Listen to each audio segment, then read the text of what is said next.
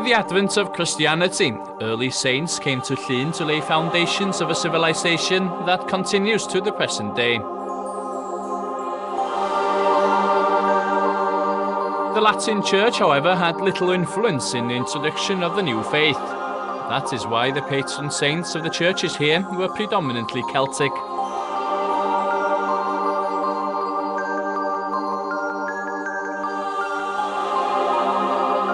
The walls of the ancient pilgrimage church at Aberdaron could tell us a few tales.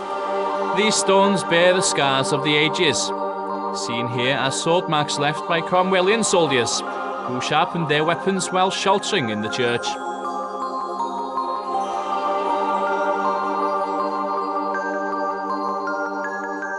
In the autumn years of their lives, early monks would seek the sanctity of quiet retreats. Llŷn essentially developed as such a retreat early on in its history. This magical island, steeped also in Arthurian connections, is where the early founding saints chose to be buried. A further hint as to why the island held such prominence as a pilgrimage destination in later years.